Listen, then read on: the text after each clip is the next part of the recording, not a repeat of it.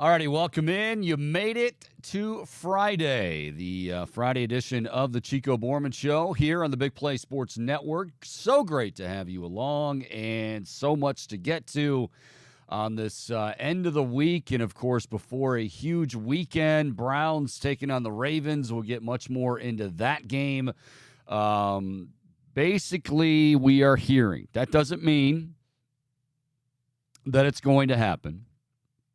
But we are hearing, reports are coming out of everywhere, that Tony Petitti is going to announce the discipline for Michigan and head coach Jim Harbaugh roughly around 1 p.m. Eastern. Now, I don't know if that's, ironclad. Everything with this thing has changed. I would remind you that it was long thought as we went to bed last Sunday night, that by Wednesday at the latest, they would have a decision. That was basically when they sent their decision, or they sent their findings to Michigan, and Michigan basically said, well, careful what you wish for because, everybody else is doing it. That was basically their response. So we are hearing around 1 o'clock. We will talk to Bill Landis, who joins us each and every week, every Friday before the Buckeyes get set to take on their opponent. Tomorrow night, it is Michigan State. Gee, I remember. I'm old enough to remember when Michigan State and Ohio State was actually a good game. Like Michigan State, you had a little bit of fear in you watching Michigan State and Ohio State for the fact that Michigan State might just kind of rain on their parade, which they have certain years, but certainly not lately. And the Buckeyes are, last I checked, Boom, courtesy of our friends at Tipico, 31-point favorites at home against Michigan State. So, wow. Did you? Yeah. How you doing, Boom? What do you count? You think they'll cover? I don't know, Boom. I think they will. Yeah. I gotta see some more consistency from Kyle McCord. That's what it's going to take to cover. That's the key to this one. I think we've got to see him put it together more regularly. Okay, good stuff, Bo. Good stuff. Glad. How's your hashtag analysis? Getting ready for your weekend. What's your weekend entail? 4 a.m. guitar sessions. What? Yeah, just trying to do anything musically that I possibly can. You're worse than Kevin Stefanski. Well, Tony, just trying to do anything musically that I can. Definitely making late night TikToks. Certainly appreciate the question. Totally understand the question. It's a good question. Yeah, I'm thinking I'm gonna go classic rock tonight, Chico. Okay. Maybe I might call it audible. Might have to Omaha it up in this bitch. But are you good? You don't need to say that. Chico, you could say that on the radio. It's yeah, not even but that you bad. don't need to. I mean, it's with you. It sounds like you're just you do sound like I'm forcing it. You sound like the 8-year-old, like I said, as I've said before, like the 8-year-old who got with his buddies and no adults around. We have a handshake agreement amongst us that we can swear, and you're like, up in this bitch. Like, come on, Boom. Weak. All right, so we are thinking that the decision will come down by Tony Petitti. I've heard some say like, oh, that would be pretty Bush League if he did it as they were, getting on their flight. Or, I mean, if he makes the announcement, I don't think he's checking in Ann Arbor to see what their itinerary is, to see what their manifesto is. Speaking of manifestos, if he announces it at 1, so be it. I mean, first of all, I don't think, regardless of what Tony Petitti hands down in terms of discipline, and the rumor is, for those that we've already said it a couple of times, the rumor is 3 games. No idea exactly where that came from. Heather Dinich, I saw on ESPN, had something about it, but nobody really knows. But that's not going to be the end of it. My guess is that Jim Harbaugh will be on the sideline against Penn State. My guess is Jim Harbaugh will be on the sidelines against Ohio State in a couple of weeks. Like, whatever is levied, I get the sense that Michigan is going to they already have fought back, so they're going to fight back to the tune of, well, we're going to appeal this. I won't even pretend to know how all of that works. Is that something then, an appeal that needs to be heard by the NCAA? I have no idea. All I know is, again, the sad thing is these two teams are going to get ready to rumble on November 25th, and I don't want to see. There is nothing that I'm excited about. Maybe some Buckeye. Bohm, you're a Buckeye homer. Are you excited about hearing a disciplinary, some kind of discipline action handed down by Tony Petitti in the near future? I mean, I think they need to do it, but I'm not excited because I'm expected to. It's almost bittersweet for me. No, it's like totally really bitter for me because I know either way I'm not going to like it. It's not going to feel like enough of a punishment for me, for one, but at the same time, I don't want this to be an excuse for some kind of disadvantage that Wolverines fans are going to use as fodder against Ohio State. Exactly, I wait till after the season. I'm fine with that. I have no problem waiting until after the season. I mean, it stands to reason, hopefully, that A, Michigan's not doing it anymore. If they're doing it, then, wow, God bless them. But it stands to reason they're not doing it anymore. And B, by now, everybody has changed their signs. Much easier said than done, by the way. People made that sound like it was just, exchanging a Cosmo Kramer card for David Putty. And, all right, our offense has changed, and there's our signals. Not the case. But I really think that I would have no problem. Maybe I'm in the minority here. I would have no problem at all if Tony Petitti said, we want to continue the investigation, and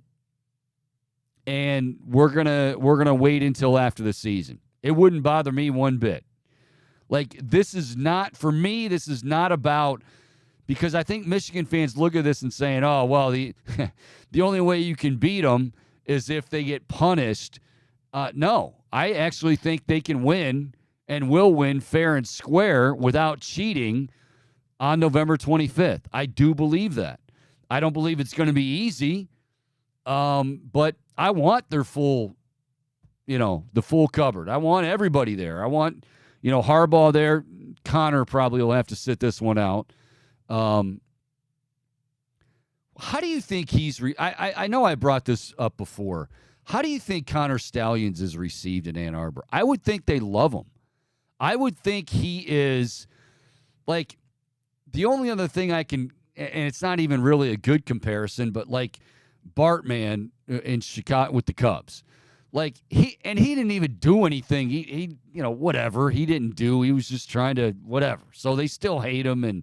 But I mean, the crap he had to go through, going hiding, and his family, like, having to change addresses, name, everything, it was stupid. But I would be willing to bet that if Connor Stallions walked into a bar in Ann Arbor right now as we speak, asking for a pint and a corned beef Sammy, that they would say, on the house. And in large part because not only did he do all of this, and they all know that he did it, but he did it, and then he wasn't gonna sell his guys down the river. I mean, this is where I think, Al Pacino's Scent of a Woman speech comes into play. He is a liar. He doesn't have any integrity, but he's not a snitch. I'll bet he is very well received right now in Ann Arbor. Tony Petitti, this is whatever decision is made, Michigan's going to fight back. And I think you know, we were talking to Chad Withrow about this yesterday. The negotiations, I'm sure, have been ongoing where they're trying to find something that both sides can agree upon, where you don't have to threaten, like, we're going to go to court, we're going to do this. I don't know what that would be. The only thing I think that they would be okay with Michigan is if they said, okay, we're going to fine you $5 million, $10 million, whatever it might be. But again, does that solve it?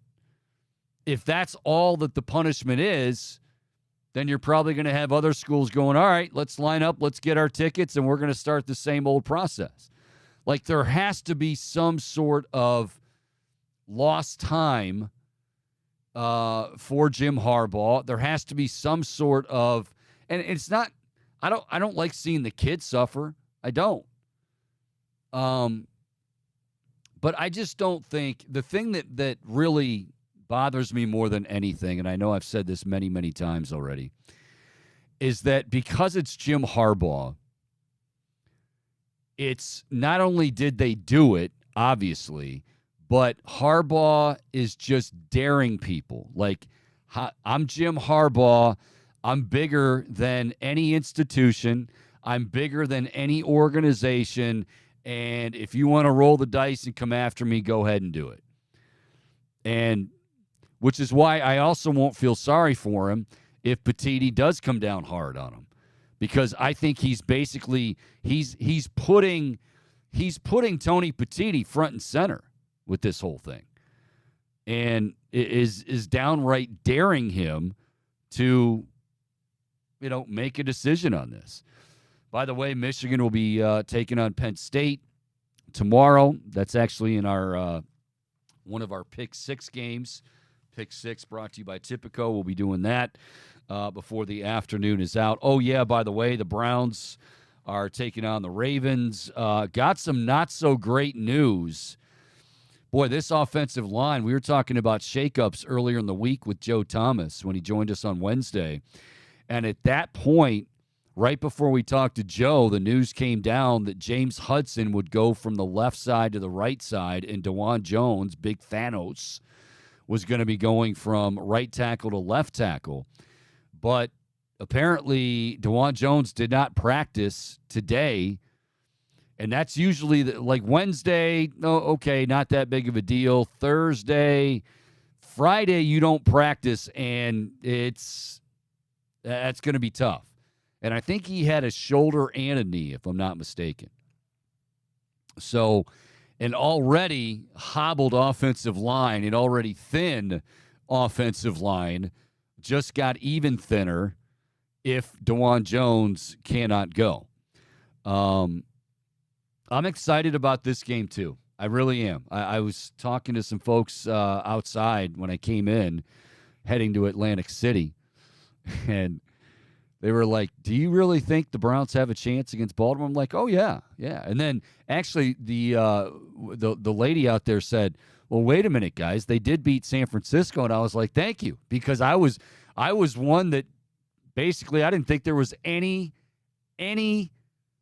shot in hell the Browns are going to beat the San Francisco 49ers when they did. Like, if somebody would have approached me and said, okay, you've got to let's do a bet here. If the Browns win, you've got to do a little Hugh Jackson, in Lake Erie, I would have taken it all day long. If the line would have been 3 touchdowns, I would have taken. I didn't think they had a prayer in the world. And now, ironically enough, the Niners have lost 3 in a row. But I'm excited for this game. The Browns are 6.5-point underdogs. They should be 6.5-point underdogs. You're going to have to be able to run the football. You have to be able to run the football. If they become one-dimensional against that defense for Baltimore, Baltimore's going to do exactly to the Browns what they did to Seattle, and you just don't want to see that happen. But we'll see. I think this is one of those. Obviously, their playoff chances don't just go by the wayside if they don't if they're not able to win on Sunday. But as far as winning the division and having a nicer, cleaner path, probably not going to happen. All right, speaking of nicer, cleaner paths, probably not going to happen. Let's welcome in. He is Bill Landis. He's with Rivals, Dotting the I's, and The Podcast. He joins us each and every week, talking Buckeyes, but, well, much like we have been for the last couple of weeks, is it going to be Buckeyes that we're talking about? No, we're going to talk about Michigan to start. Now, first of all, Bill, I appreciate you joining us here, as always, but we know that you're kind of up against it. If there is a decision, Tony Petitti, we're hearing the Big Ten commissioner is going to make a call around 1, possibly on the discipline for Jim Harbaugh. And if indeed that happens, I know you've got to bail on us. But are you hearing, what's the latest you're hearing on the possibility of the discipline and what that discipline may be for Harbaugh? Yeah, nothing concrete. Everything kind of ranging from a fine and a relative slap on the wrist to like indefinite suspension for Jim Harbaugh. Or regardless of what it is, I'm sure Michigan will fight it. It's a weird time for it to happen. Michigan is leaving for Penn State in like 45 minutes to go fly to their game in State College tomorrow. So probably scrambling, I would imagine, in Ann Arbor to figure out what's going on. But yeah, I don't know concretely what exactly Tony Petitti is going to do. Michigan has tried to fight back against this in the last like 48 hours. I don't know how successful that's going to end up being. I think I'd be surprised if there wasn't some kind of suspension here, whether that's 2 games, 3 games, indefinite. I don't know, but it just seems to me like the Big Ten wouldn't be acting kind of so hastily if it wasn't looking at a decision like that. Do you think the possibility of, because I honestly wouldn't mind if this happened, if they waited, if they said, you know what, we're going to wait until the season plays out. Now, I know that's probably not the popular opinion with Big Ten administrators, and I get that, but I would have no problem if they just said, hey, we're going to wait until after the season's over. Is that plausible even, do you think, or not really? I think it's possible. Yeah. I don't know that I'd say it's likely, or I put a few more options ahead of that, I think, in terms of likelihood of it happening. But the NCAA is doing its own investigation. The timing of those is typically a little longer. Like that's something that you probably won't hear a resolution on until late 2024 or like the middle of 2024, given how slowly the NCAA does some of that stuff. So I think the Big Ten could kind of fall back on that and say, like, let the NCAA handle this. Like we're not in a position to gather all this information and dole out a punishment just yet. But I'd be surprised if that happened, but I guess it's on the table. Yeah. So if they say, and I know I'm giving you hypotheticals, and you don't know, I don't know, but let's just say Tony Petitti here, whenever it comes down, says, all right, 3-game suspension, and it starts with Penn State. I don't see a scenario. Does anyone else really think that Jim Harbaugh is going to go, oh, he suspended me? All right, well, see you guys. And turns around and like he's getting on that plane. It's almost like Colonel Jessup. Well, I'm just going to go get on my plane, and then they peace guard the colonel. Like I feel like it's going to go down like that. Like Harbaugh's not just going to, willingly say no big deal. Yeah, I'll accept it. Yeah, he's going to. Who was the old Mets manager who got suspended and then came back to the dugout wearing a mustache? Bobby Valentine. Bobby Valentine. Yeah, that's going to be Jim Harbaugh on the sidelines tomorrow in the Penn State Michigan game. Yeah, it's not whatever happens. I think Michigan has been pretty transparent that it plans on fighting whatever the decision is, most likely via some kind of injunction or temporary restraining order to try to get that from being enforced for the time being. The thing that I'm interested in is if a suspension is the decision that the Big Ten came to.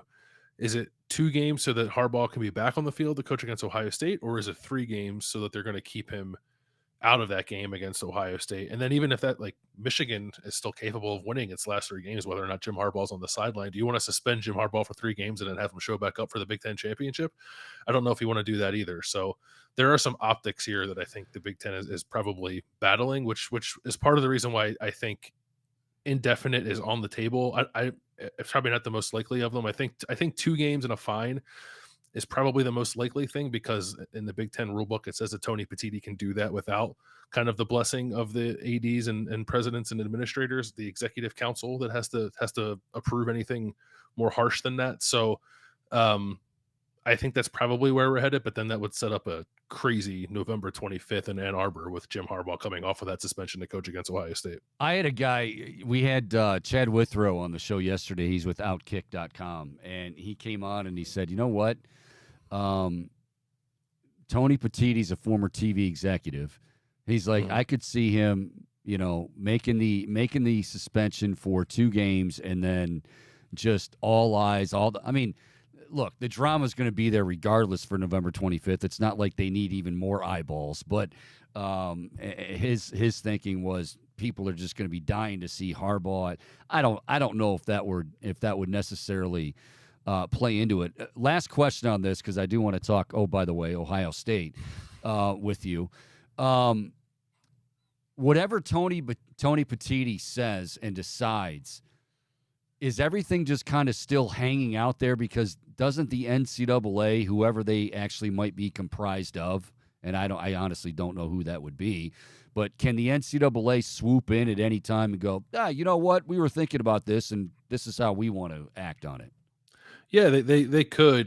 To do anything before the end of this season would just be working incredibly fast based off the NCAA's prior handling of really any investigation. So yes, that's out there, and that will remain to be out there, even if Tony Petitti can drop the hammer on Michigan and say, like, Jim Harbaugh suspended for the rest of the year and you can't play in the Big Ten championship game. But even then, still the NCAA would still have its thing going on, which is probably deeper and wider ranging, and would be more informed at the time that it happens probably than the Big Ten's decision would be today or whenever that Big Ten decision comes down. But yeah, there are 2 separate paths here. It's the Big Ten and the NCAA. There is some crossover. Like I think the NCAA did share with the Big Ten like what it has gathered so far, and maybe vice versa. But yeah, I don't know that one influences the other. I don't know that the Big Ten. I don't know that the NCAA would be more likely to dole out a more severe punishment if it feels like the Big Ten's is relatively weak or anything like that. All right, Bill Landis is our guest again. You can follow him on Twitter at BillLandis25. Of course, the podcast is outstanding.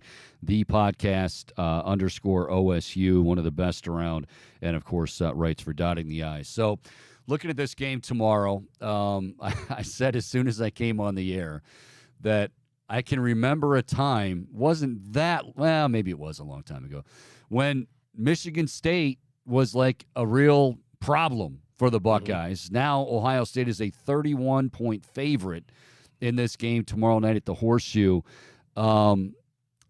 Michigan State, just talk about scandals. They've got their own they're dealing with, but this really truly feels like a team and a program in East Lansing that is just still trying to find some footing. Yeah, I think they lost their first 6 Big Ten games, if I have that right. They snapped a 6-game losing streak last week by beating Nebraska at home. But yeah, it's been a bad season for them. Their offense is incredibly bad. Their defense has had some bright spots, but even the 2 biggest games they've played against Washington and against Michigan, neither one of those offenses had much of a hard time moving the ball against Michigan State. So I think that's part of the thought process with making Ohio State such a big favorite, because if you were to look at Ohio State's season, I don't know that you'd make them really that big of a favorite against anybody just because they're not scoring that many points. They've only won a game by this margin twice this year. Once was against Western Kentucky and once was against Purdue, but Michigan State is probably on the level of a Purdue, and also dealing with what you mentioned, the fallout of Mel Tucker losing his job a few weeks into the season and Harlan Barnett having to take over as the interim coach there. I think he's doing as good of a job as could be expected given the circumstances. I think he's kept that team engaged and kept guys in the program, but they're not playing very well. And there have been Michigan State teams, like you said, that have scared you. Michigan State teams that have, really derailed promising Ohio State seasons. But this does not look like one that has the makeup of those teams in the past. Bill, as we gear towards November 25th, and everybody's gearing towards November 25th, and I don't mean that, hey, we're not taking Michigan State seriously or Minnesota seriously, but just for this game, like you look at the injury list, and on the defensive side of the ball, I mean, they've got some. We're talking about Josh Proctor, Lathan Ransom, Tommy Eichenberg, Denzel Burke. How many? And this is also a head coach in Ryan Day and a team that's been very cognizant of, hey, if this guy's ready to go, we're going to hold him out an extra week. So how likely is it that we're going to see a lot of these big name guys resting tomorrow night and trying to be near 100% for November 25th?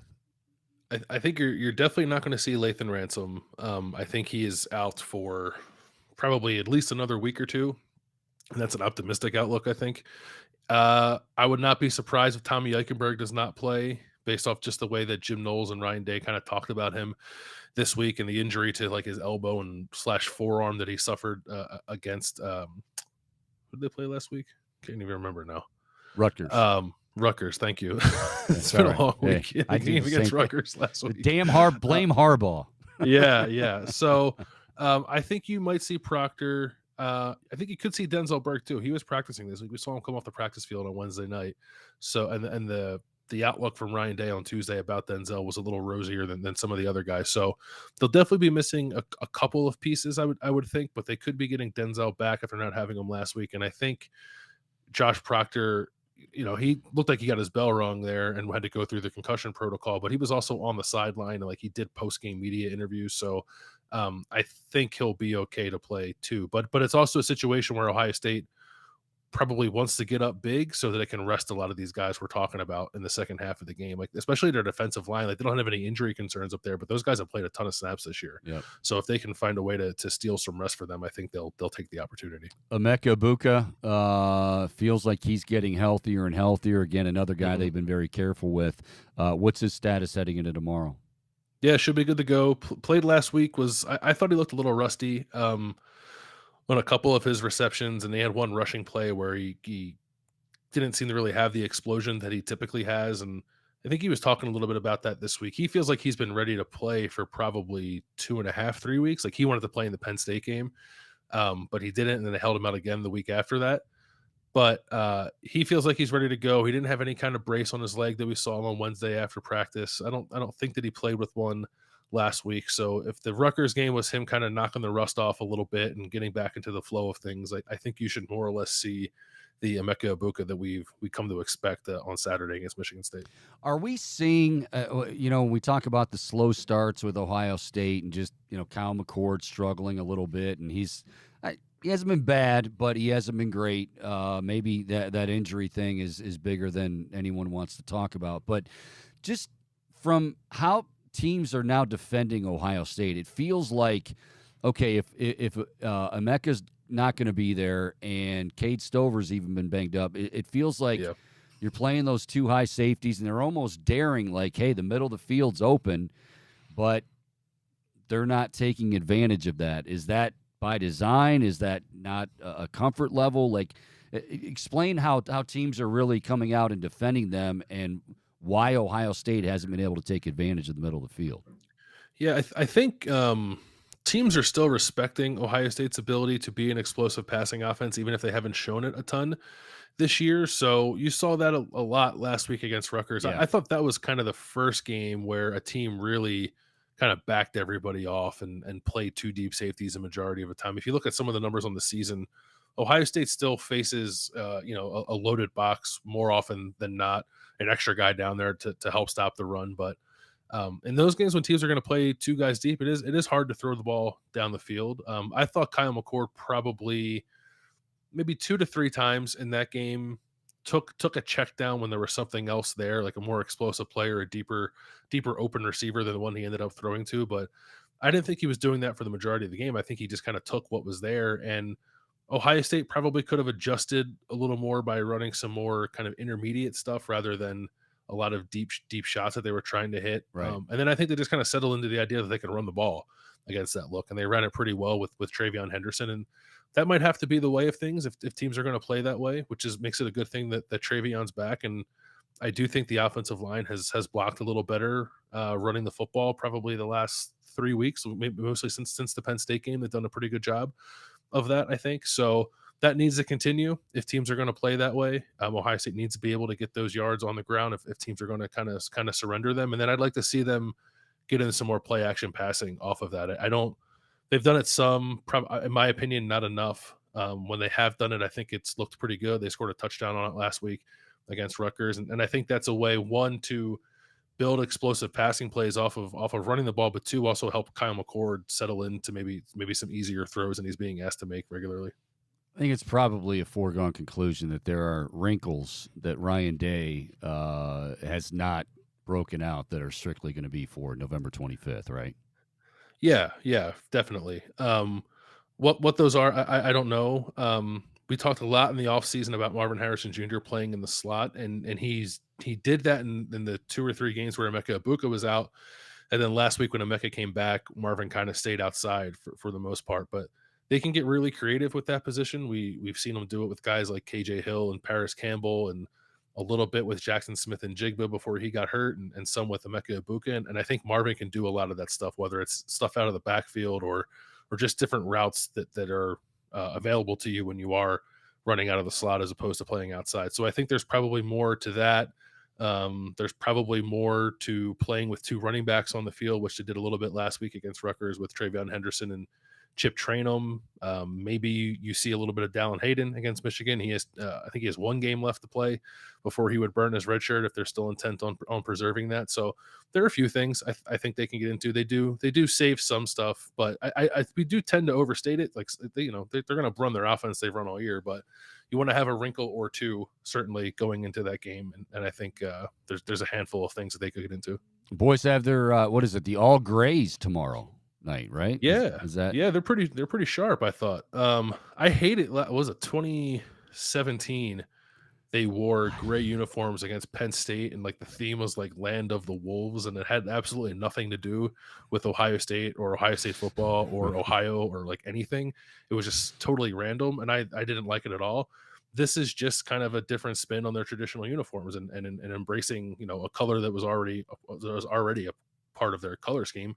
I think they look pretty good. It'll be weird. I guess Michigan State's going to wear white, so one team in gray and one team in white, I think, could be a little disorienting out there on Saturday night. But I do like the look of these alternate uniforms. I like the Bucks all whites. I heard Joshua Perry say the same thing. Like that was kind of his favorite. I don't know. White just looks, it's clean, obviously. But the all whites was my favorite, definitely. Yeah, I like this too. I remember in 2014 against Penn State.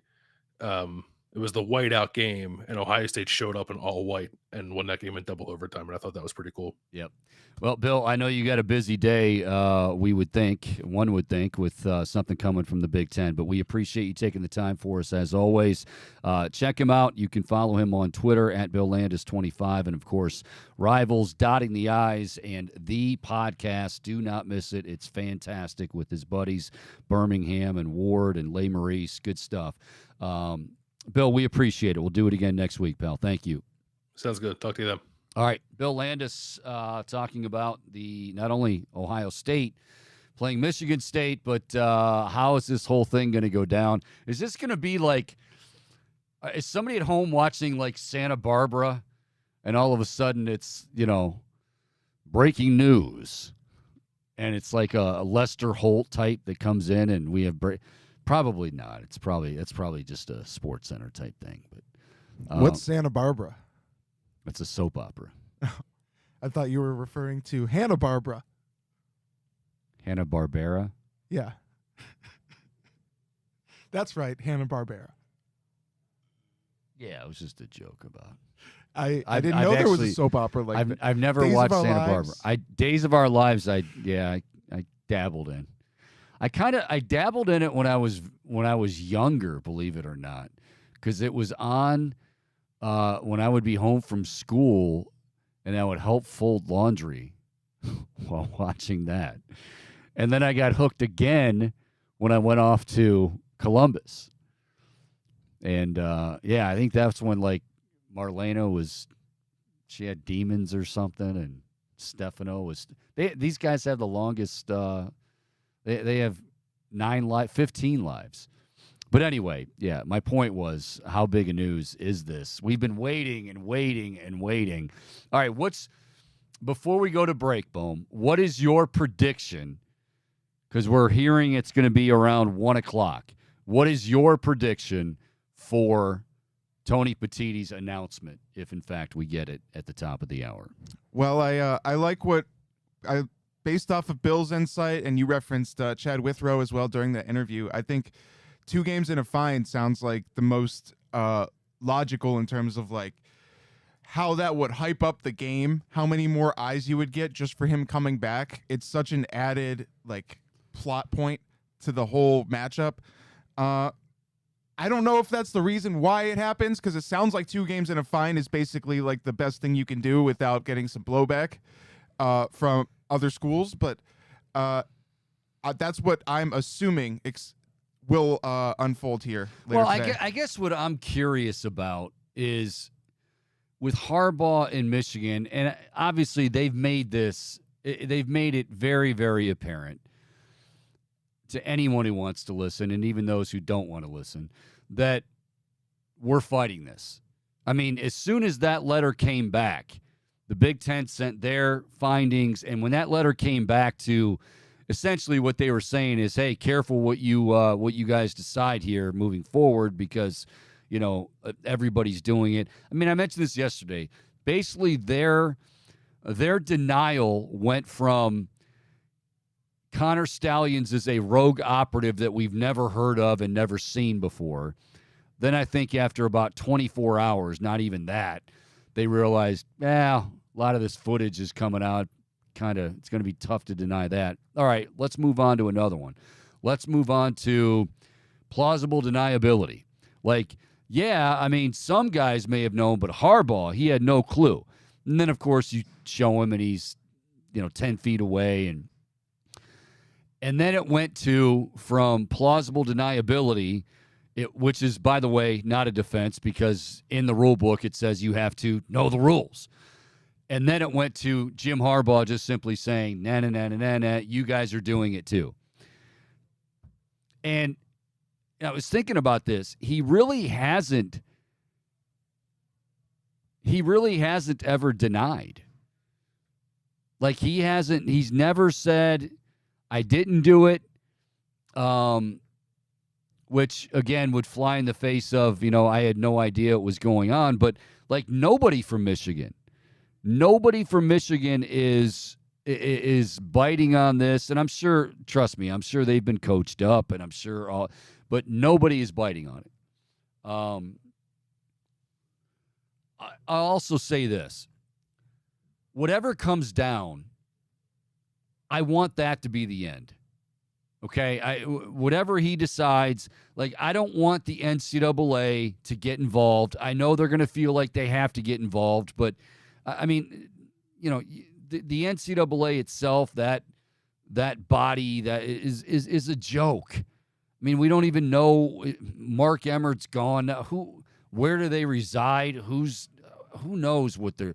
But it's almost like, well, it's an ego thing, and we're the NCAA, because then, of course, an even further investigation is going to go down, and that's when it's going to be months and months and months. And I don't want that for anybody. It's not even like, oh, it's not fair to Michigan. It's not fair to anybody. So whatever he decides, just that's it. That's it. I don't know why Harbaugh wouldn't just say, like, you know what, 2-game suspension, okay. Like, he can still claim he didn't know anything. He can still claim that everybody else is doing it. I mean, that's fine, whatever, but just accept it. But it sounds like this Tom Mars guy, who I guess is represented, other high-profile clients, that they are absolutely going to fight this to the very end. So we shall see. Anyway, announcement, they're saying around 1 o'clock. We'll see if that holds true.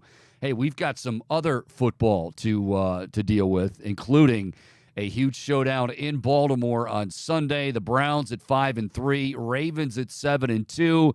Browns a little walking wounded. Don't expect the Ravens to feel sorry for it, because they've been walking wounded all season. Absolute keys for the Browns in this game, which is now about 48 hours away. It's the Chico Borman Show. We are just getting started on this Friday right here on the Big Play Sports Network.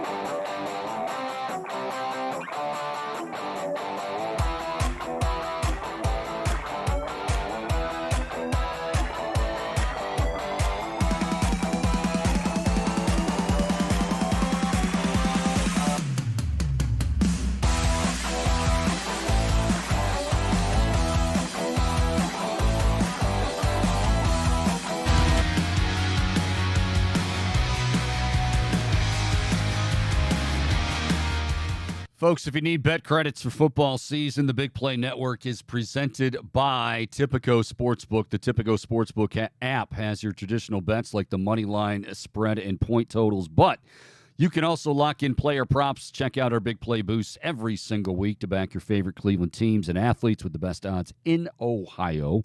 Get in the action, load up for football season using promo code CHICO150. That's CHICO 150. To get $150 bet credits on us plus a $30 dog pound bet. Bet with the Big Play crew all season long with Tipico Sportsbook. Speaking of that, we have a crowd outside the studios. We'd love to believe that they all came up here because they were dying to watch the Chico Borman Show live.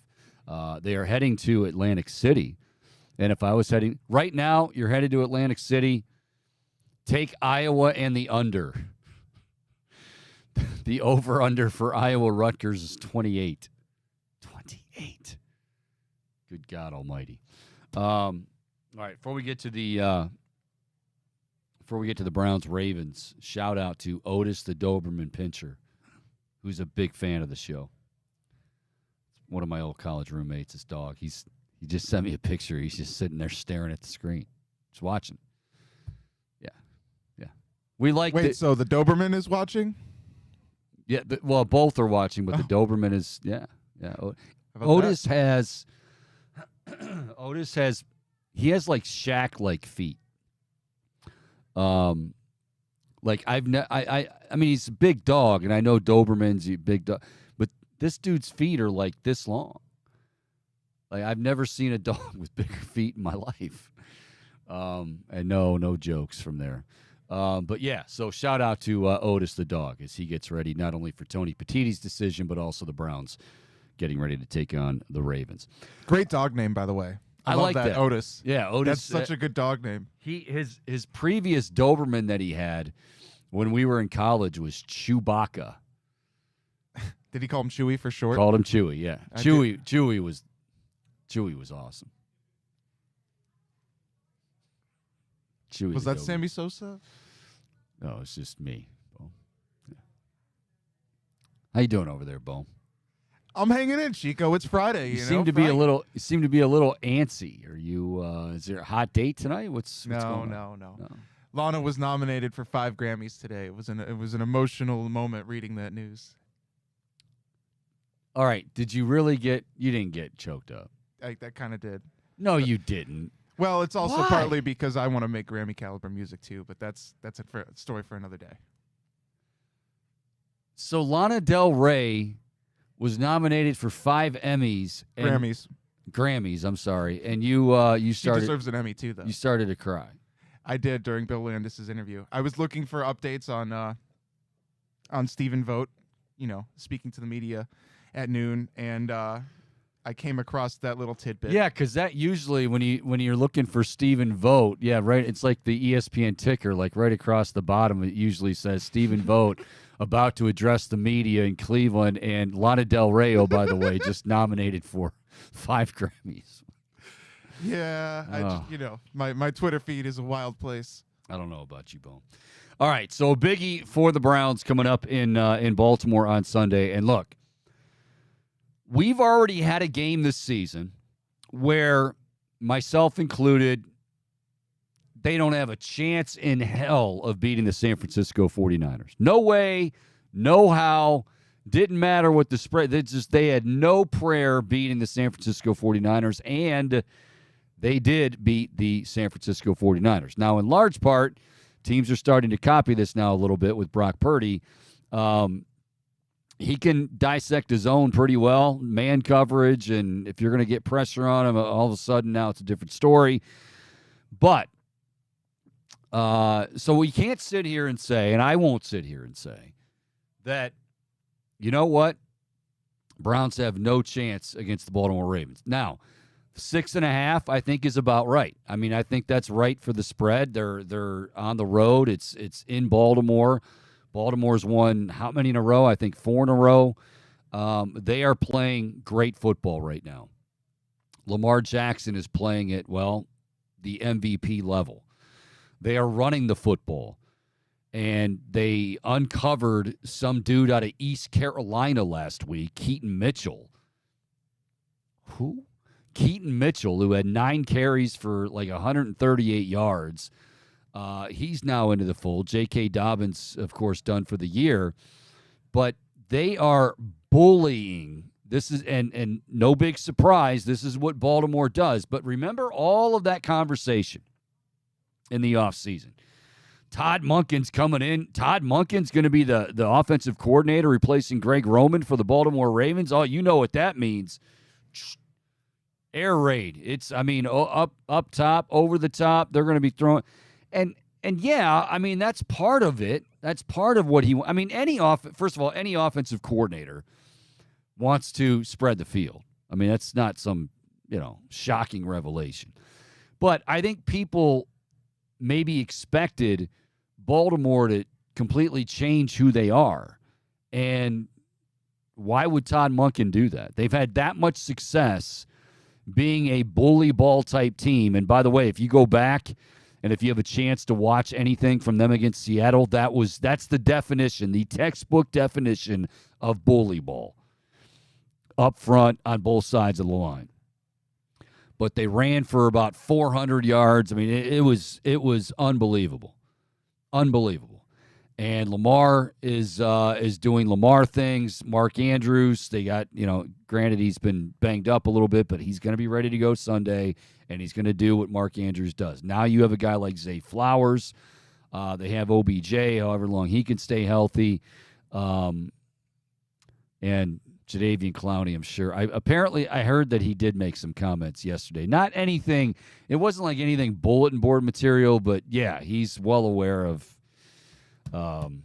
who he's playing this Sunday, and yeah, all of that stuff.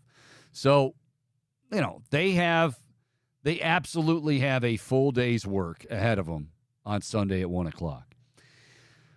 My feeling is if the Browns are able to get this W, a couple things had to happen. One, they were able to run the football. They were able to have balance on offense because they made Seattle last week completely one-dimensional, and they then teed off on Geno Smith, and Kenneth Walker was basically he was irrelevant. So they're going to try to do the same thing with the Browns running game. If the Browns are able to run the football, more than anything, just to keep the defense honest so they're not pinning their ears back as they were against Seattle, okay, that's the first thing. Second thing, and I know it's boring, and I know we say it all the time, that, you got to play a clean game. Well, it goes without saying. You cannot turn the ball over. Deshaun Watson, maybe he turned a corner in the second half of that game. Certainly he made some great throws down the field. One that was a highlight reel play, caught Amari Cooper right in stride before he was taken down near the end zone. Has to be smart with the football, cannot turn the ball over. And then on the flip side, Lamar Jackson will put the ball on the ground. Lamar Jackson, he's a fantastic quarterback. I hate playing the guy. He's a pain in the ass to try to corral and defend, and because he can do so many things. We talk about being fast. We talk about being straight line fast. We talk about being slippery. He's all of that. He is all of that, which makes him, I think, the most dangerous quarterback as far as run pass in the league still. But he will when he's trying to evade pressure, when he's trying to get away, say, from Myles Garrett or Zadarius Smith or Obo or Dalvin Tomlinson, he's going to get careless with the football. If it's not knocked out, he will present an opportunity for it to be knocked out, because a lot of times he'll do that whole, carrying it like if it's a loaf of bread, and guys like Myles. So win that turnover battle. A guy like Jeremiah Owusu-Koramoah, I think, is going to have a huge game. Everybody up front going to have a huge game. It goes without saying. But I guess, and again, we don't know for sure the offensive line and how serious the injuries are. Like Big Thanos, DeJuan Jones, the rookie out of Ohio State, who was going to be moving over to the left side from the right side. Jed Wills is out for the season, and it was originally DeJuan Jones at right tackle, and on the left side was James Hudson. James Hudson, one would think, may have said, I'm not very comfortable on the left side, move me to the right side, and that's coming more from Joe Thomas, his explanation. So I'll take that. Now, though, Big Thanos is not, I don't think he practiced today. So now his status is up in the air. Yes, they have some depth on the line, but it's going to be tested, and it's going to be tested against a very, very good football team. Great football team. It's going to be a tough one. I go ahead, Bo. Not having DeWand in this game just takes the wind from my sails. Well, we don't know for sure. Jake Trotter tweeted out 4 minutes ago that it sounds like he's ruled out. Yeah, him not practice. Anytime you hear a guy doesn't practice on Friday, even if it's just they don't even ask you to do much. Like they'll say a limited participant. Limited participant can be he touched his. He's toes, riding the bike, or he touched his toes, or just limited. They didn't have him do anything. So, yeah, now you're starting to get down to the nitty gritty. And again, this is a defense that is very good. At what point do you worry about Deshaun's health? here, Chico. When you're losing you came into the season, the 3 tackles. At what point are you worrying about? You're worrying about his health every. I mean, like, I'm deeply concerned that he's just going to get rocked out there without having Dewan. So, what do you want to bench him? No, I just I mean, he is a big boy quarterback. Like, Yeah. I don't want to see him get hit. I don't want to see him, but I'm just feeling some pessimism here going into Sunday. It looks like you're going to cry again. I mean, if Lana Not Del over Rey this. didn't soak up all your tears, it sounds now like Big Thanos is gonna finish the job for her. Well, I mean, if we talk a little more about Lana, I'm sure it would do the job. But I don't know. Why do I don't you- think this would do the trick. What makes you cry with Lana? You ever have Like, I know you like her. I mean, I don't dispute her talent. And all. I'm just saying, like, what would bring you to the brink of tears over her? Do you ever have an artist whose songs you feel really connected to, or that like resonate super strong, and it's like you feel like you get them so hard? No, I'm not. I mean, I've had songs that I really like, not only how they're performed, but how they're written and all that. But I don't know if I. And now, again, yeah, and I think that's cool. There's nothing wrong with it. Music, all you have to do is, if you look up some of Bohm's videos, and I've said this before, it's essentially like he's doing an adult movie. Because at some point, like after playing his guitar, it's kind of I don't like looking at it. It's very scary. Sorry, So, but anyway, so you think, I care very deeply about music. Okay. so what's your next step to getting you some Grammys, Bohm? What do we got to do? I'm working on. I mean, I have like hundreds of songs almost finished, but I need to find Almost finished? What, like you had I need a vocalist. The last lyric? Oh, okay. Yeah, so I've been on the quest for one for like 6+ years now. I'm close. What's the requirement? I can be a vocalist. Commitment and vocal chops. Soul. You got to have soul, Chico. Soul? I need soul. You ain't finding anybody with a bigger soul than this guy right here. And that might very well be the case, but can I hear it in your voice when you're singing?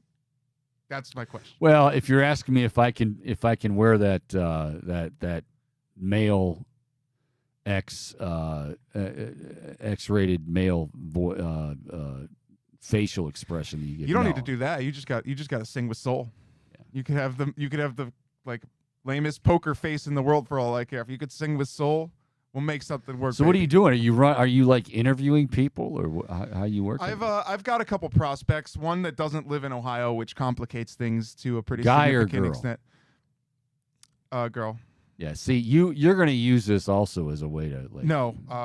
I'm not gonna.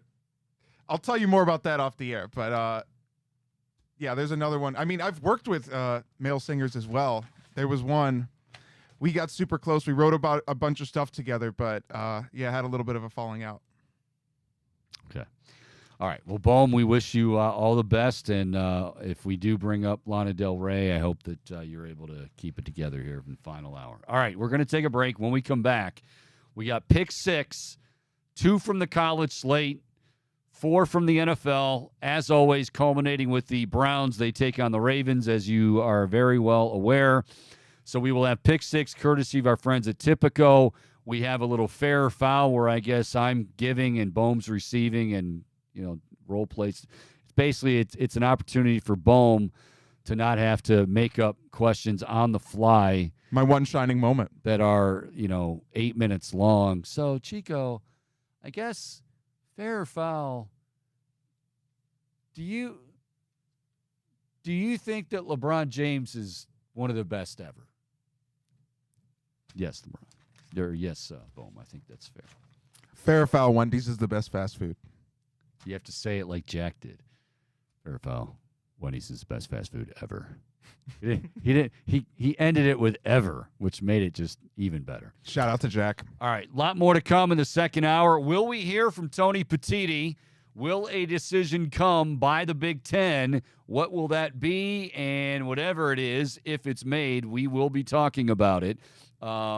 We've got pick 6, as we mentioned. And that's coming your way next. 2 from the college slate, including those hated maize and blue. We'll do that when we come back. Chico Borman Show. More to come right here on the Big Play Sports Network.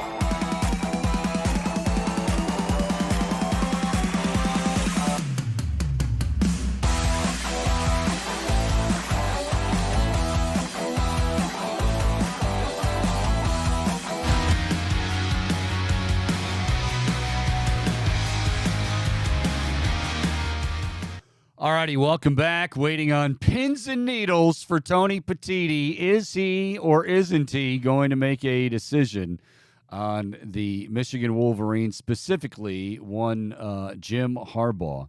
By the way, I did look into that story that I talked about yesterday about him throwing a punch at Jim Kelly. That is true, because Jim Kelly in a pre-production meeting, I think it was his first and only year he wanted to get into TV after his career, and he referred to Harbaugh as soft, and that said that he faked injuries, and Harbaugh went absolutely mad on him and tracked him down in a production meeting and began fighting him. So does that strike you as somebody who's going to say, oh, okay, thank you, Mr. Petitti, may I have another? No, probably not. All right. I'll tell you what, let's get right into it, because we got some good, we got a couple good college games, few good college games, certainly some very good pro games as well, followed, or I should say ending, of course, as we always do with the Browns. But let's do a little pick six, courtesy of our friends at Tipico.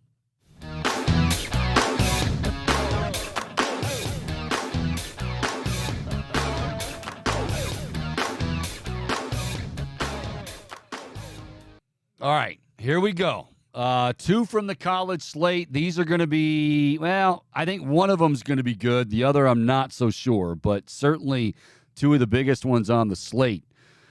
Number 3, Michigan, who at any moment should be boarding their flight out of Ann Arbor, headed for State College, Pennsylvania.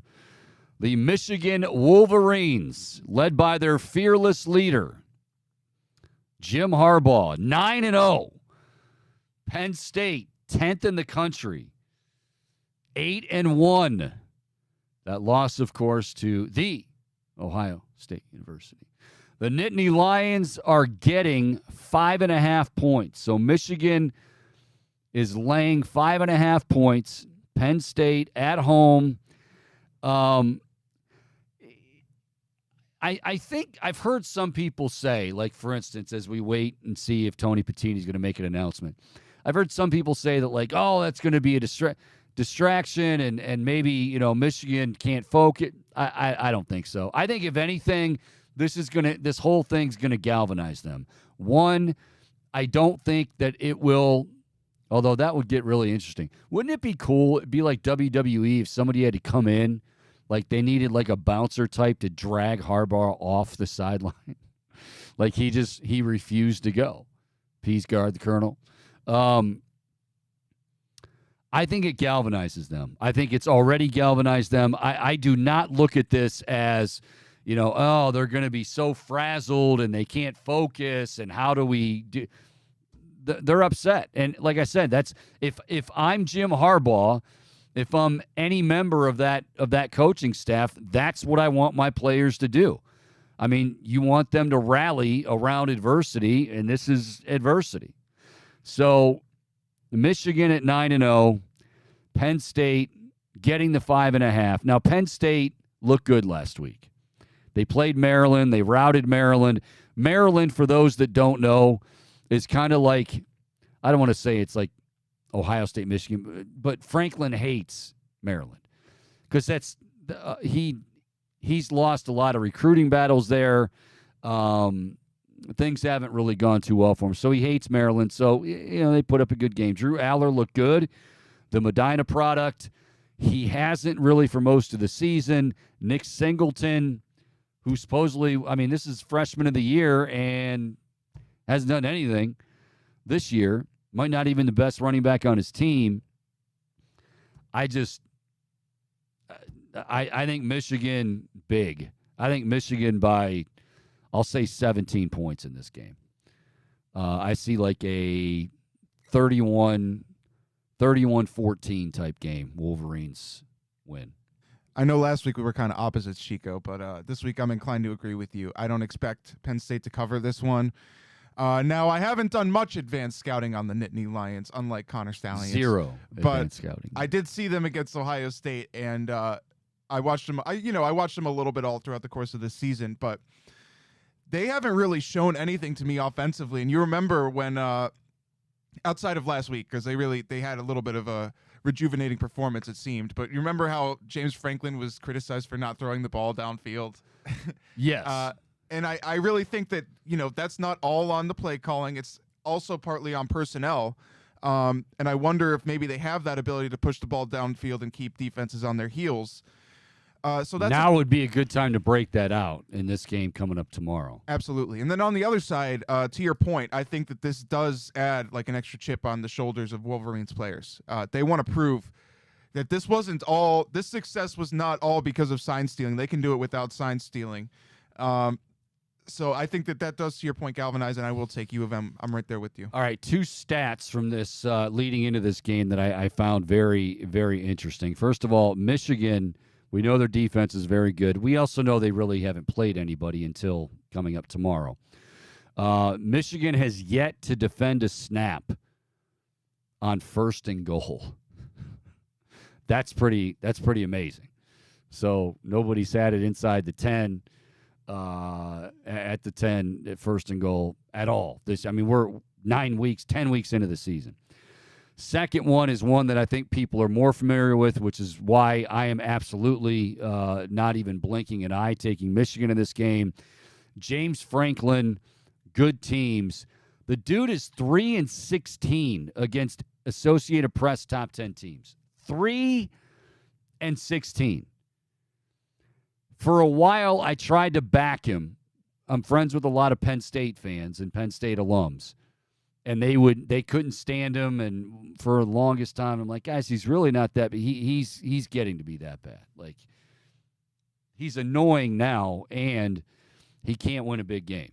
So, I mean, hell, I don't know. Would you want to see Penn State beat Michigan? I don't want to see Penn State beat Michigan.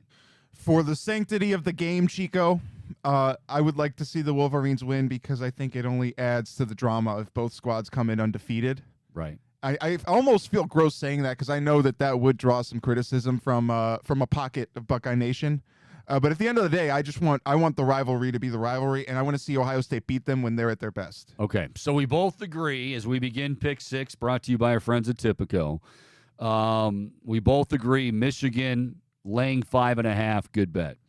Both have the Wolverines. All right, Bohm, you'll start with this one. 9th-ranked Ole Miss, Lane Kiffin, 8-1, but he's got to go on the road, not at home, on the road to Athens to take on Kirby and Georgia. The Bulldogs ranked 2, and of course 9-0. Georgia is laying 11. They are an 11-point favorite against Lane Kiffin and Ole Miss. Who you got? Well, it's interesting, and I don't know how much of a distraction it really is, but I didn't exactly consider Lane Kiffin to be a true gentleman and scholar, but I don't know if you happened to see the leaked audio that he had of a player who was dealing with some mental health issues. Yeah. I wonder how much of a distraction that might be going into this week. I'm going to pick Ole Miss to cover. I still think Georgia wins this game outright. But that was a little bit disconcerting to hear that, and I wonder how Ole Miss is going to be handling that. Yeah, it doesn't sit right with me. So, did you say you never envisioned him as a gentleman and a scholar? Is that? I mean, I like Lane Right. Kiffin seems like he'd be a fun dude to grab a beer with, right? But he's Probably get some really attractive girls around him too. Yeah, probably. Probably bring a few of those with him. I think that's fair. Okay, so you're taking Georgia because of a possible distraction. Well, I'm still going to say Ole Miss covers because that 11-point spread seems pretty big for me. Okay. But I would pick Georgia to win outright. Okay. We will actually we are going to disagree on this. I like Georgia to win outright too, but I don't think Ole Miss is nearly physical enough for Georgia. There is talk, I doubt it, that Brock Bowers, their star tight end, stud, one of the best players in all of college football, is going to play. Maybe. If he does, I definitely like Georgia. Either way, I don't think Ole Miss. There aren't too many teams when Georgia really straps it on and they want to play physical and they want to play hard. Not many teams can line up with them. So give me Georgia. I'm not saying a blowout, but 11. I can easily see this one being a 2-touchdown, 14-point game. So I'll take Georgia. That Georgia offense, it looks like it really started to get going last week. Now, granted, you're not exactly playing like the best of the best. Right. But they look pretty dynamic even without Bowers. That quarterback was slinging it all over the yard, Chico. All right, so those are our two college games. We both have Michigan over Penn State, and Bohm has Ole Miss getting 11. I have Georgia covering the 11. So to the NFL we go, and you just now dried your eyes from crying earlier about Lana Del Rey. Here it comes again. C.J. Stroud and the Houston Texans, 4-4, an amazing job. I love seeing this. I absolutely love seeing D'Amico Ryan, C.J. Stroud, all the guys that were talking crap on C.J. and they didn't have any clue what he was all about. Texans are 4-4, but, man, they got to play at Cincinnati. They got to go to the jungle. The Bengals are 5-3. Joey Burrow looks like, Joey Burrow. The Bengals are laying 6.5 points. Bohm, you want to go first on this? Welcome to the jungle. Sorry. You're really going to make me pick against CJ, aren't you? You can pick whatever you want. If I'm not mistaken. All I'm going to say is just please don't ever do that again. Hey. Yeah, that was Axl. That wasn't good. What can I say? I'm no Axl Rose. See, that's why I need to find a singer, Chico. But I digress on that matter. So I'm hoping that, if I'm not mistaken, are Jamar and T. Higgins out for this matchup? Jamar, I believe, was back at practice. T. Higgins is out though, right? Limited. T. Higgins, I think, is doubtful, is what I heard. That was the last I heard. But Jamar was very sore. Remember, his back went straight on that turf. Chris Collinsworth called it. Yeah. He's like, dude, I've had that happen. He's going to be sore. They think he's probably going to play.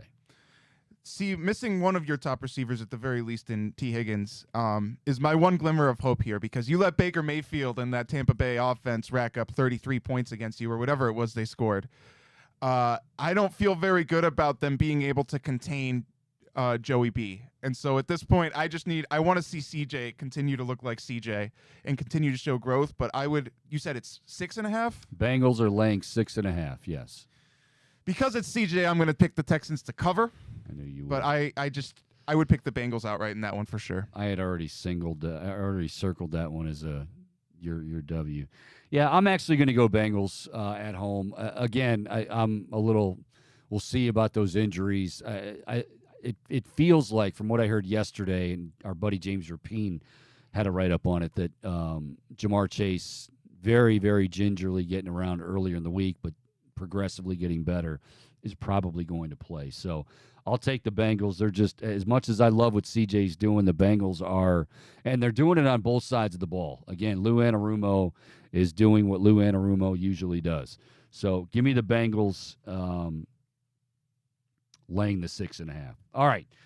Well, a key game here, and a team that we did not expect to be struggling as much as they are. They got off to an incredible start, and then it was our Cleveland Browns that handed them their first loss, but then came loss number 2, then came loss number 3, and then came a bye week. So here's the San Francisco 49ers. Were they off last week? They were. They were, yeah. The Niners at 5-3, traveling to Jacksonville. Jacksonville's been underwhelming, but starting to get it together. Jacksonville, though, is a home dog. Jacksonville is getting 3 points at home against the 49ers, trying to get right and move to 6-3. Boom. Who you got? I'm going to go with the Niners, Chico, because I think Purdy hasn't been 100%, and that bye week was much needed. It could not have come at a better time than when it did for them to get this train back on the track. And so I do expect this to be a bounce back, where I like Jacksonville. Trevor Lawrence is a phenomenal quarterback. That team has really emerged as, and we talked about it yesterday, the front runner in the AFC South. But Kyle Shanahan, the 49ers off a bye week, I feel like it's hard to bet against that if you can get Brock Purdy back to where he was playing at the start of the season. Okay, and right there is where my question lies, because Jacksonville does have a pretty good defense. Their offense has been very inconsistent, save for Travis Etienne. Trevor Lawrence trying to get... I tell you what, I think Jacksonville... The 49ers win this game. This is a 1-point game, but Jacksonville getting 3, I'll take the Jags. But I think Jacksonville's starting to get it together offensively. Trevor Lawrence will start to find it. 49ers, they're still a great team, but Jacksonville presents just enough on the defensive side of the ball that I think Purdy is okay, but nothing great like we saw earlier in the year. All right, looking forward to this one. Eating some kneecaps, breaking kneecaps, eating all kinds of things. Dan Campbell and the Detroit Lions at 6-2, heading out west to glorious L.A. to take on the Chargers. And Justin Herbert, the Chargers 4-4, Lions 6-2. The Chargers at home are underdogs to the Lions because, well, this is what the Chargers do. They give up explosive plays. Justin Herbert doesn't play as well as he should play. Turns the ball over in some key moments. So the Lions at 6-2 are 3-point favorites, taking on the Chargers in L.A. Boom, who you got? Chico, I may be rocking the LA shirt, and I do love LA, but I think kneecaps are not the only thing that Dan Campbell's going to be eating. He's also going to be eating a W, Chico, just like Jameis Winston. I'm taking the Lions. Okay. You know what? In a surprise here, and I'm not just going against you, I think the Chargers come to life. I think this is a game. Now again, it's asking a lot. Are they not gonna give up a big lead if the Lions jump to one, which they very well could? I think David Montgomery is back this week for Detroit, which makes life even tougher for the Chargers because now you've got David Montgomery. Jahmyr Gibbs has established himself.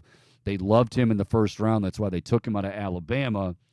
I think the Chargers in an outright upset. I will take the Chargers in an outright upset. They are already giving 3, but I'll take the Chargers outright winning. Yes, Bo. I just needed to point out that I loved your pronunciation of LA's quarterback, Justin Herbert. I might have to start using that. Herbert. I need to work on my French accent. No, you don't. If I could get it down. Nah, you know what? You got bigger fish to fry. You got your music, right? Yeah. True. Yeah, you do. All right, finally, last but certainly not least. Oh, baby, it's a big one. Amidst the crab cakes and dirty birds and all the other crap that goes on in Baltimore, the Cleveland Browns at 5-3. Very, very much banged up. Now we're hearing DeJuan Jones, the much-heralded rookie coming out of Ohio State, who is going to switch from right to left tackle, now may not play at all, leaving an already thin offensive line even thinner. But the Browns are 5-3. They are at Baltimore. The Ravens are playing as well as anybody. You could make the case and not have to explain yourself for a long time. That the Baltimore Ravens are playing better than anybody in football. Baltimore is 7-2. They are favored in this game by 6.5 points. I'll go first on this. I'll take the Browns getting 6.5, but I think the Ravens win this one by a field goal. I hope I'm wrong. First of all, I think they're going to play well if they can just get that critical turnover. I think they turn over Lamar Jackson in this game. Maybe they're able to do it more than once. That'd be great. But if they can get that one like deep in their own zone, give their offense and Deshaun Watson, who definitely took a step forward, a short field, a golden opportunity to cash in for 6, then I feel much better. I'm going to go. Oh, man. God, it pains me to say this. I'm going to go Ravens 26, Browns 23. So the Browns, with the points, would prevail, but I got the Ravens winning outright. Chico, only losing by a field goal and holding the Ravens under 30 points. That's optimistic out of you. I feel like if you're a Browns fan, you can walk out of that. They have a pretty good defense, yeah. Yeah, well, they do, but if you're thinking they're going to hold, you're not thinking this is going to be a shootout, do you? No, not at all. I think the Ravens are going to crush the Browns. I'm expecting the Ravens to cover that 6-point spread, and not only losing DeJuan, but that's a huge part of it. And look, the last time that the Browns played them, that was the DTR game, right, where they threw them out to the Wolves. Yeah, that was about 90 minutes prior to kickoff. Yeah, I think it'll go better than that, but not much. Deshaun's going to be running for his life all day, and I don't. Hey, hang on a second. Let me go. You said it'll go better than that, but not much. That game was an absolute horror show. Yeah, I'm going to say Ravens 33, Browns 17. See, now I'm surprised you're giving the Browns 17 if you think it's going to be that bad. Get a couple of breaks. Defense sets them up for a nice drive. You flip the field and the field position. You get field goal out of D-Hop. I'm trying to be optimistic here, Chico. It's hard to have a lot of hope for this game, and I was the same way going into San Francisco, so I truly hope I'm proven wrong. But I actually think you felt better about San Francisco than you did this game. You could have given me a 24-point spread. I would have picked San Francisco to cover that. I remember being adamant about, like, there's no way that the Browns are going to win this game. You feel pretty adamant about this one too. Wow. I do, so I hope I'm wrong. All right. Hey. Well, that is, folks, that is Pick 6, and it is brought to you by our friends at Tipico. If you need bet credits for football season, the Big Play Network is presented by Tipico Sportsbook. Tipico Sportsbook app has your traditional bets like the money line, spread, and point totals. Also, though, you can lock in player props and check out Big Play Boosts every single week to back your favorite Cleveland teams and athletes with the best odds in Ohio.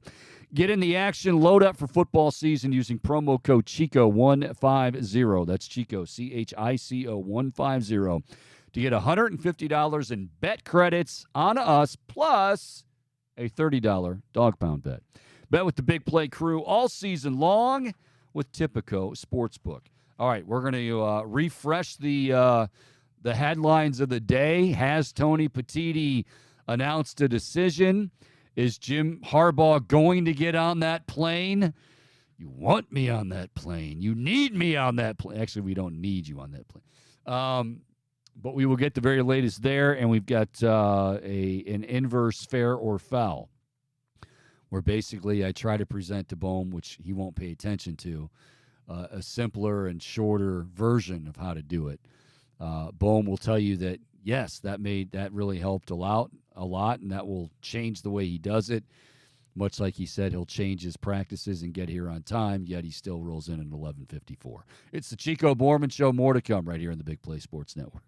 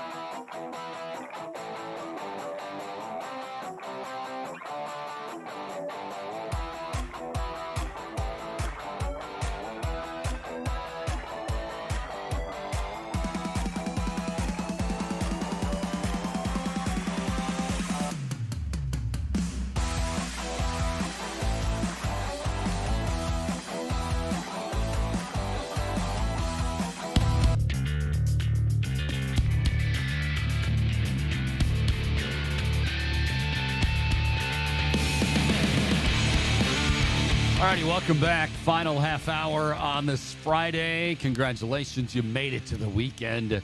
So looking over the Twitter or X or whatever the hell it's called now, thank you, Elon, I see nothing indicating a decision has been announced on punishment for Jim Harbaugh. So obviously this would be, this would be right on par with everything that's gone down, where like we expect something, it doesn't happen.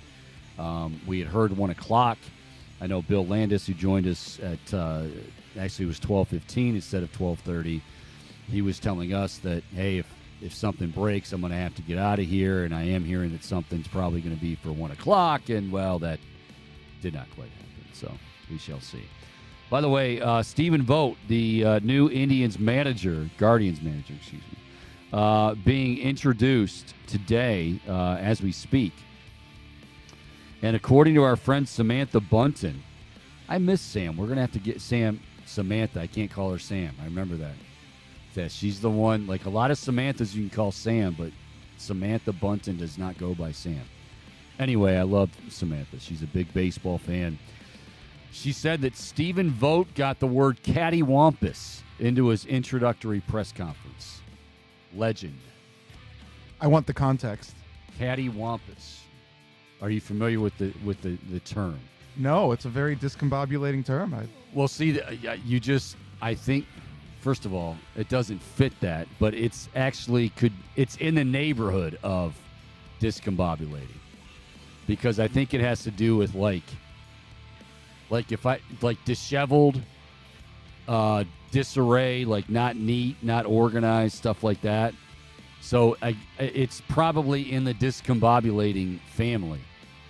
But cattywampus, very, very well done. It does remind me of shenanigans. It does have shenaniganous vibes. Thank you, Bo. Zach Meisel also announcing that Vogt says he's connected with 7 or 8 Guardians players since becoming manager. More conversations to come. He had lunch with Shane Bieber in Arizona earlier this week. Just, whatever. So the manager being introduced, the new manager for the Guardians replacing Terry Francona. I'll tell you what, we'll start there. Bohm, 5 years from now, Stephen Vogt will still be the skipper for our Cleveland Guardians. I'm going to say fair on that, Chico. I like that one.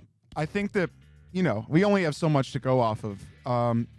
But it sounded like Booney had very high praise for him, and I like what he had to say about his approach as a catcher, his understanding of the game, his ability to relate to any personality type.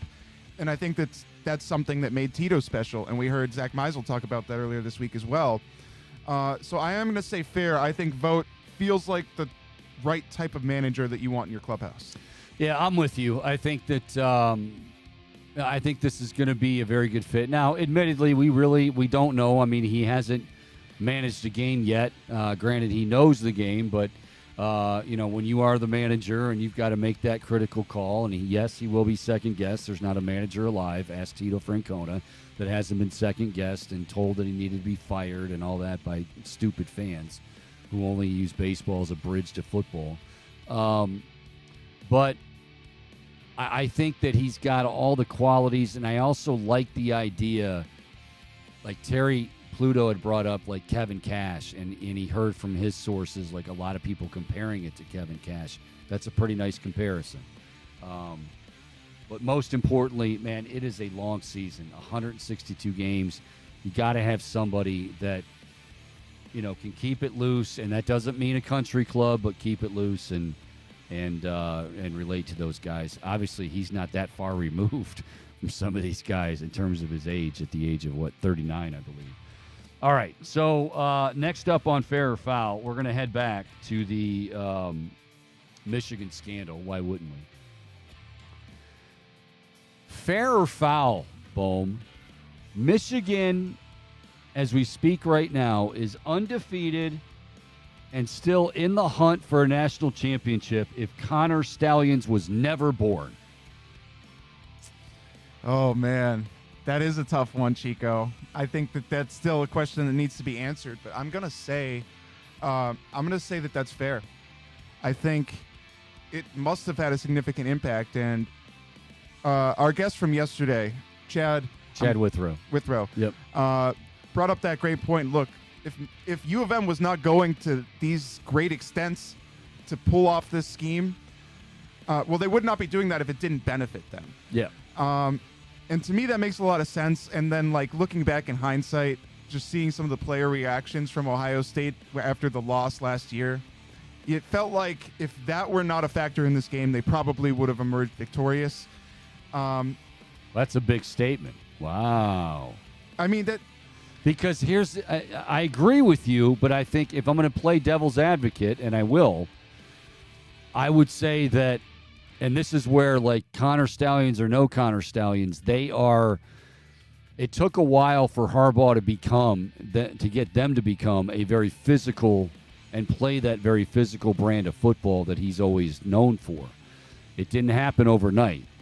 And that was an area that Ohio State last year got exposed on different occasions. Now, yes, does it help if they have play calls? Yes. But I would say one of the biggest takeaways from that game for me was Michigan was just flat out much more physical.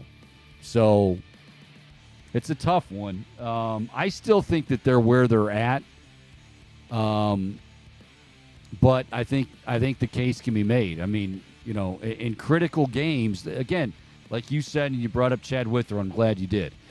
There's a reason why guys do it, okay? It's just like, you know, with the steroid scandal. Well, Barry Bonds didn't need steroids to be a great baseball player. No. Okay, so why did he take them? Because it elevated him to another level that he was able to hit monster home runs, that also he was able to recover at his age much better, and therefore, you know, continue to play more, accumulate those numbers. And guess what? Back then, home runs equaled dollar signs. So, no, I mean, nobody can argue. I'm not dumb enough to argue that Barry Bonds, you know, was just an average player until he had steroids, but he did it for a reason. Pete Rose gambled for a reason because he had an issue. He had a problem. There's a reason you do it. But I think Michigan finally, it was only a matter of time, I think, before they started to turn around and get the recruiting thing in and all of that sort of thing, too. I mean, you look at some of the guys they brought in. Aiden Hutchinson is starring for the Lions now. J.J. McCarthy is a great quarterback. I don't doubt for a second that they're up to tomfoolery and shenanigans. But cattywampus behavior. Are you done, Bo? I don't appreciate it. You don't have to interrupt me to say that. It's the new word of the day, Chico. It wasn't that important. You had to cut me off. But yes, you could throw cattywampus in there. Okay. Boom. Last night in a loss, Giannis Antetokounmpo scored 54 points. Giannis is clearly one of the best players in the league, the entire league. Is he the best player in the East? Don't go on last year's voting either. Just, do you think he's the best? Fair or foul, Giannis is the best player in the Eastern Conference. Ooh. Yeah, I'm gonna say fair on that, Chico. It's hard. It's hard to bet against the Greek Freak. Who would you maybe take over? Embiid? Yeah, I'd have to go Embiid. Embiid just had 48 the other night. The rebounds, plus he's blocking shots. I mean, he passes the ball well. And again, I know it's not a huge statement because he won the MVP. Giannis is flashier. Giannis has that. Well, you refer to him as Giannis. I don't think Embiid's sexy by any means, and he's hurt at times. But I think if you're telling me I've got everybody healthy in the East and there's some great players, I'd be hard-pressed. I couldn't go against Joel Embiid. Giannis the Adonis. No, did you see the video of when he got ejected and he sat in the empty seat in the front row, the court seat, and the fan happened to be rolling on it, and it was just like the most perfect selfie of all time when Giannis is like, come get me then if you're going to give me my second technical and throw me out. I don't know if you saw that, but it was roll. What do you mean he was rolling? So there was a fan sitting courtside right at the moment when Giannis was ejected. Right. And he had an empty seat right next to him on the court. Giannis is arguing with the ref, and then he sits down in the chair next to this fan who's recording, and he's like, "Come get me then. Come get me." Oh, to the official. To the official. And the fan is like rolling on the whole thing, right? Did he end up leaving the chair? Yeah, he got up. Oh. But it was just, great content. That definitely went viral. Apparently, that's the nature of the business these days. Yeah. All right. Again, and I just refreshed again. Still nothing. Let me just check one more time.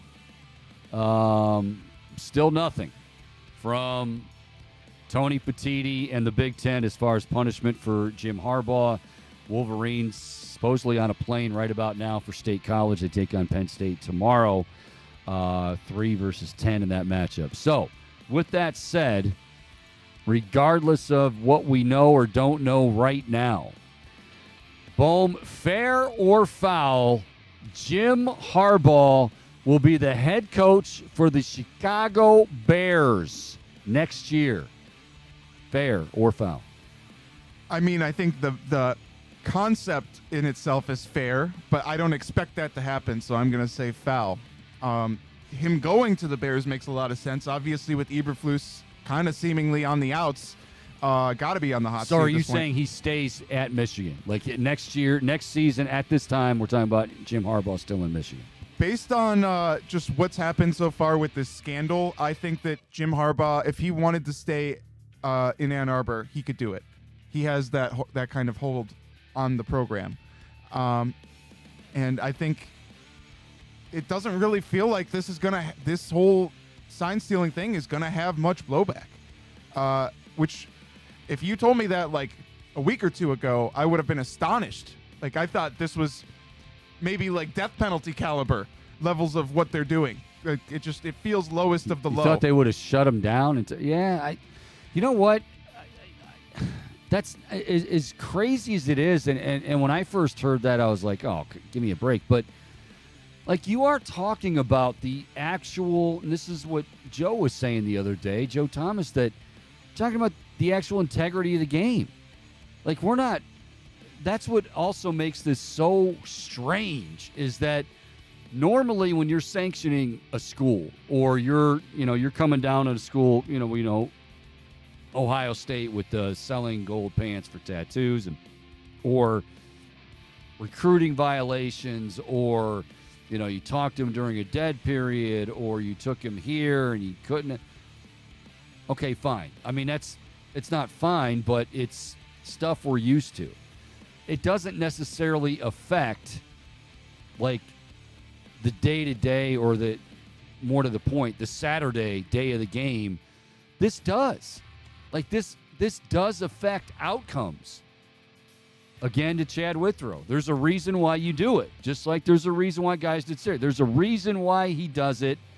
And you know what I love from Michigan fans too, and I'll end with this, or close to it, is that Michigan fans, I'm hearing a lot of this from Michigan fans, that you guys absolutely need Harbaugh to be punished to have a chance in beating Michigan. Well, I guess I could flip that and go, you guys never had a prayer of beating Ohio State until Connor Stallions came on board and went rogue and started, because the numbers do better. That's the other part of this whole scandal. The numbers, you do connect some dots, and they connect pretty damn perfectly. So, I know Michigan fans and alums have been doing a lot of chirping. Even our buddy, EK, Eric Casillas, has been talking, and that's good. That's fine. His thing is prove it, prove it, prove it. Well, the evidence is there. Do we have anything that links Jim Harbaugh, to I don't know. I don't know what they have. I also know that it is a rule, and it's not that long ago. I think this is from the NCAA, 2013. They put this in here. You cannot use plausible deniability as an excuse. Like, if it's in the rule book as the head coach, not as a member of the staff, as the head coach, it is a rule that you know the rules. So you can't use that either. Now, how hard you want to come down on him, because I don't know. But this was pretty, I think, the elaborate scheme. I think how long it took place also has to weigh into this. I think the idea that Jim Harbaugh has thumbed his nose for a while, I mean, not just this case, anything. Beginning of the year, that suspension. He was fighting that. Whether it be Stanford alums and boosters there or Jed York in San Francisco, this is what he does. And he does it because he, more often than not, gets away with it. I want a big punishment. I just don't want it to happen this year. I am so revved up for these two squads to meet undefeated in Ann Arbor, coming out of that same dumb tunnel. Why you have only one, I don't know. But settle it there. Damn it, settle it there. I do find it ironic that the only person that may be disciplined from this whole scandal by Tony Petitti in the Big Ten is the one guy that they can't tie it back to. You could tie it to their defensive coordinators, current and former, but there's no definitive proof that Harbaugh actually had anything on it, and yet he's the one out of everyone that's getting suspended, or so we think. Well, okay, now my understanding is, and I heard this, I think it was either Heather Dinich or Nicole Auerbach had this report, that one of the things the Big Ten has at least brought up to Michigan, and not knowing, exactly what it was, but the idea that those coordinators you just mentioned, that they need to, they're going to be suspended as well.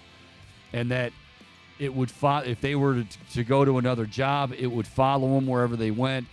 That it's just not on Harbaugh. Obviously has to be punished, but it wouldn't stop there, because obviously these coordinators, and again, the idea they're trying to say that nobody knew who he was. I'm sorry, a guy doesn't stand on your sideline for the better part of 6 years giving you signals like, I mean, none of it makes sense. None of it is plausible. That's just it. Plausible deniability, but it's not even close to being plausible. Forget about it. Go ahead. Yeah, I mean, now we're seeing his association with even Michigan players, like Blake Corum. Did you see all that drama with Blake Corum? How he started an LLC with him? Yeah. And Blake denied it, but he has proof. He's using that LLC as a hashtag on his Instagram. So it's just, I don't know, something fishy afoot, Chico. I would think, this is where I would think the NCAA and the Big Ten, they would get to a point, it's kind of like as a kid. Like, I'm going to just deny it. No, I didn't. They know you did it. All they want is for you to say that you did it. And I'm not saying that you get off scot-free, but things are going to be much smoother if you just, and they are just refusing. They are going to go to their grave saying they did nothing wrong. Well, look, we all know you did something wrong. If you're that narcissistic to think that you didn't do anything wrong, well, that's a whole other issue, but you did. You know it. It's just a matter of, and you can tell, by the way, their defense is just, it's gone from rogue operative, we don't even know who Connor is, to, Jim didn't know what was going on, to, Rutgers, Ohio State, and Purdue are doing it. So, Did you catch wind of Connor Stallion's side hustle? What he was doing? Isn't he a vacuum cleaners? Is that vacuum refurbishing? And apparently all the reviews were awful. And neighbors were complaining because they would always see vacuums outside of his residence. And then the reviews from the actual business are coming back this said it would be brand new or newly refurbished, and I get it back with all this dirt in it and stuff, and it's all clearly used. And so there's got to be, okay, and I know we do this with all these things, but I have to bring it up. There has to be a 30-30 eventually, 30 for 30 on this. Has to be. And Connor Stallings, because I want to know, what we know that this guy's soul, pretty much since he was a teenager, his entire life has been, yes, wanting to be the head football coach at Michigan, but doing in the meantime, if he couldn't be head coach, he was going to do whatever he possibly could to help Big Blue succeed, which, give him some credit, he certainly lived that out. But, like, seriously, what does make this guy is he married? Does he have kids? Like, can he honestly, kids, did you steal that Halloween candy?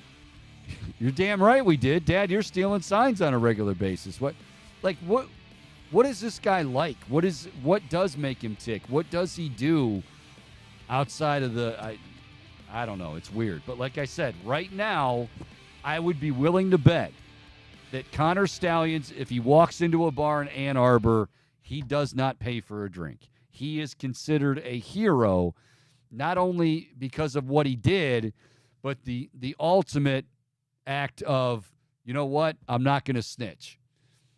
You know what, I did it all on my own. Harbaugh didn't know. Coordinators didn't know. Nobody knew a thing. It's all on me. That's where, essentially, you laid down your life for Big Blue. You're a true Michigan man. He's a martyr. Idiot. All right, well, we'll see what happens with this. Again, as of about 8-9 minutes before 2 o'clock, we still don't know if there's going to be any punishment, anything. Maybe they'll wait. Maybe they'll wait until the plane lands. Maybe they don't want to do it while they're in the air. I think they just want to wait until the Chico Borman show ends. Boom, that's a very good guess. Very good guess. I'm going to say it's probably not true. By the way, Cavaliers in action tomorrow on the road taking on Golden State. Got to bounce back after that loss the other night. And we got some college hoops tonight. We've got the Ohio State Buckeyes taking on Texas A&M. The Aggies are 15th in the country. Chris Holtman's team is not ranked. There you go. Here's my latest fair or foul. Fair or foul, Bohm. Chris Holtman's the head basketball coach for the Buckeyes next year. Oh, I love Chris Holtman, honestly. I think he seems like such a great coach, but it feels like kind of blank or get off the pot. Yeah, as far as the tournament and deep in the tournament and all that. It's put up or shut up time for Chris Holtman. And if he does make a run this year, then absolutely. But if he doesn't, which is kind of the trend that it's been on for these recent years under his tenure, then I think he does get the axe, sadly. All right. In closing, nobody thought the Browns had any business beating the San Francisco 49ers. What did they do? They beat the San Francisco 49ers. Not many people are giving the Browns a chance to win in Baltimore against the red-hot Ravens. Get her done. I don't care what the prognosticators and morons like myself say or Bohm says. He's not a moron. Well, yeah, he is kind of. Doesn't matter. Play the game Sunday. Get some turnovers from Lamar Jackson, which certainly he's prone to do, and just take care of the football and find a way. Find a way to get that W. We're going to be talking all about it come Monday, beginning at noon. All right, special thanks to Bill Landis for joining us. Again, still no news on Jim Harbaugh coming from Tony Petitti and the Big Ten, so keep your eye on that. For Michael Bohm, all of us here at Big Play Sports, I'm Mike Chico Borman. Go Browns, go Bucks, go to hell Harbaugh. Make it a great weekend, everybody. See you.